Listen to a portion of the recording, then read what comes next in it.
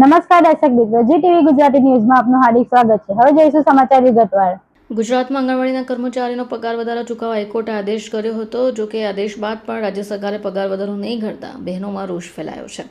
સુરતમાં દક્ષિણ ગુજરાતી 5000થી વધારે આંગણવાડી બહેનોએ રેલી કાઢી વિવિધ પ્રશ્નો રજૂઆત કરી। જિલ્લા કલેક્ટરને આવેદનપત્ર પણ આપ્યું।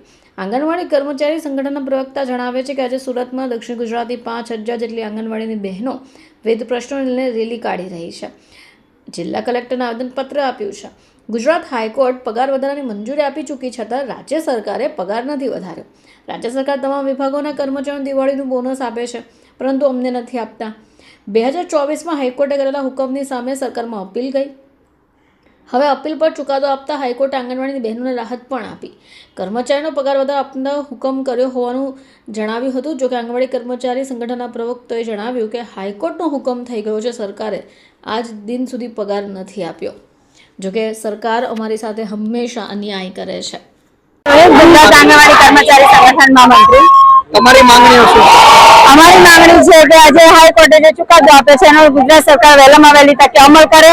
અને બીજી માંગણી અમારી એ છે કે સરકાર આજે સ્ત્રી સશક્તિકરણની વાતો કરી રહી છે, તો સ્ત્રી સશક્તિકરણ આજે અહીંયા સુરતની અંદર દેખાઈ રહ્યું છે એ તમામ અધિકારીઓને, તમામ કર્મચારીઓને બધાને દેખાવું જોઈએ। કારણ કે સરકાર કેટલું શોષણ કરતી હશે અને આ બહેનો કેટલી કંટાળેલી હશે ત્યારે આજે રોડ પર આવવાનો અમારો વખત આવે છે। આમ તો ઘણા વખતથી આંદોલનો કરી રહ્યા છે પણ સરકાર અમારું કોઈ પણ સાંભળતી નથી। એટલે અમારા પ્રશ્નો વહેલામાં વહેલી તકે ઉકેલવામાં આવે। બીજી વાત કે સરકાર એક બાજુ કુપોષણના મુદ્દે ઘણા બધા પ્રયાસો કરી રહી છે।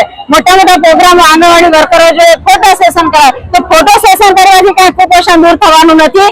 બીજી બાજુ ડિજિટલ કામગીરી કરાવે, ડિજિટલ કામગીરીની અંદર FRS થી હવે THR આપવાનું, તો કયા બંધારણમાં લખેલું છે કે તમે લાભાર્થીનું eKYC હોય એનું FRS કરો, ફોટો હોય તો જ એને લાભ મળવો જોઈએ। એટલે આ જે નિયમો છે એ સરકાર બાદ કરી દે।